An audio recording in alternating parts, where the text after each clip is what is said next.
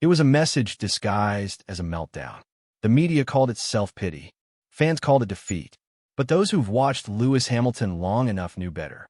Standing in the harsh, fluorescent glow of the Hungarian Grand Prix media pen, soaked in the sweat of disappointment, Hamilton didn't just vent. He signaled. Sky Sports had asked him what happened out there in Q2. His car, his setup, bad luck. But his answer was brutal. Asterisk, it's me. Every time I'm useless. Absolutely useless. Asterisk. The seven-time world champion didn't just throw himself under the bus. He revved the engine, took the wheel, and reversed over himself again. And yet, he wasn't talking to the media. He wasn't even talking to the fans. He was talking to Ferrari. Because right before those sharp-edged words left his mouth, Hamilton had just seen his teammate Charles Leclerc secure a blistering qualifying result. Meanwhile, he sat back in 12th. Same car, same session, different story. The team have no problem. You've seen the cars on pole, he pointed out. So, they probably need to change the driver. On the surface, that sounds like a man ready to walk. But in Formula One, surface stories are illusions. Because behind those sound bites was the real narrative. One that former F1 rebel-turned-commentator Juan Pablo Montoya was quick to decode. He called it out for what it was. Asterisk, it's a way of telling Ferrari, if you're not going to listen to me, then you might as well take me out and let me go. Asterisk, this isn't defeat. This is warfare. Internal, psychological, and strategic. This is Hamilton lighting a fire in Maranello and watching to see who scrambles to put it out. Because Hamilton didn't join Ferrari to become another cog in the Scuderia's tradition machine. He came to change it. And right now, they're not listening. Montoya laid it bare. The big thing here is Lewis is not getting the attention he wants, and they're not paying enough attention to him for what he's pushing for. What he's pushing for is transformation. Not just in race performance, but in philosophy.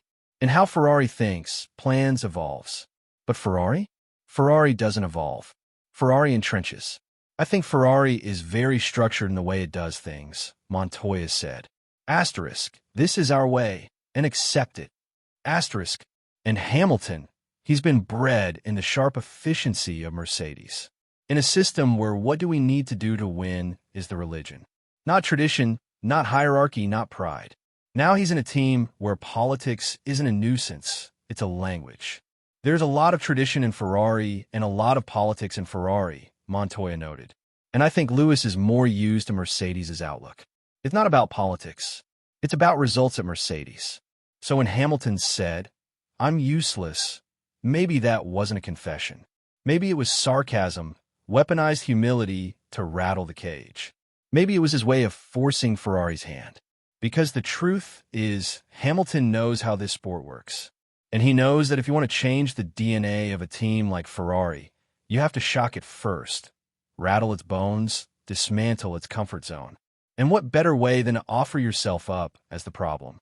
But Montoya doesn't believe for a second that Hamilton's ready to throw in the towel. Not even close.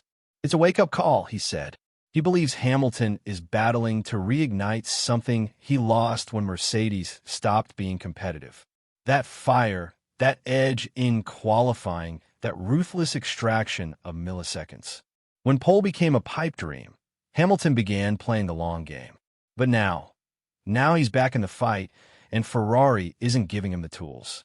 In the last couple of years, when a Mercedes stopped being really good, I think he backed off in qualifying because there was no need, Montoya explained.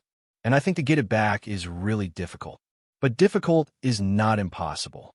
And Hamilton doesn't do impossible. He hasn't reached the podium yet with Ferrari. But 3P4S and a sprint win in China aren't nothing.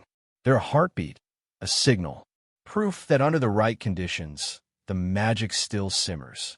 But magic needs more than hope. It needs change, and without apology.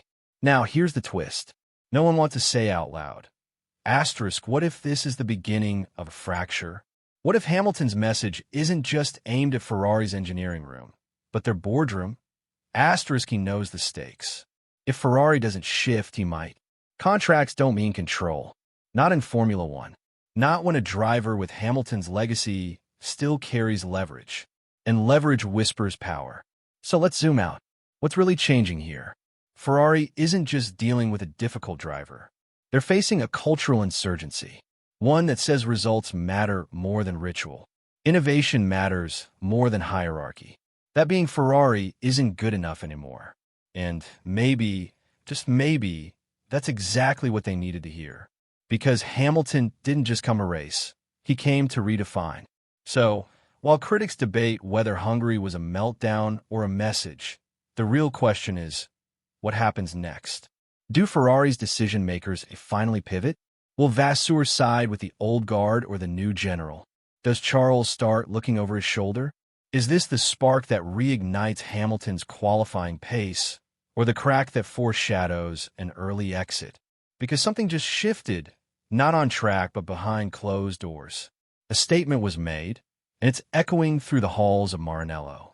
And if Ferrari ignores it, they won't just risk losing races, they'll risk losing Lewis Hamilton. So tell us, is Ferrari bold enough to break its own mold, or is history about to repeat itself as tragedy? Drop your theories in the comments. This story is just getting started.